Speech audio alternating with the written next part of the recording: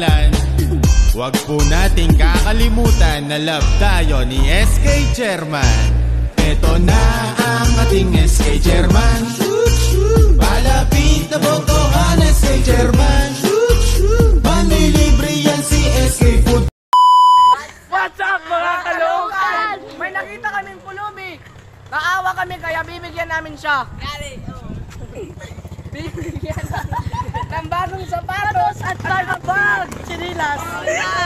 Ito na mga kaibigan. Oh, kaibigan. Nandito lang kaibigan. Kapagpailakilag lang. Bibigyan natin siya ng isang pares ng sandal. Parang isa. Parang isa. Ito ay Lamelo Ball. Rick and Morten. Bibigyan namin ng bagong house and lot. Sangsaka ng bigas. Ito yung house and lot namin, mga kalookan na binigay namin. Anong masasabi mo, sir? Salamat. Ay, Salamat. Bakit, sir? Juan, dahil masaya ka ba sa aming binigay? Bibigyan namin ng Jordan, Air Jordan. At Raymond. Meron pa aming May tindahan din. Meron din siyang tindahan dito.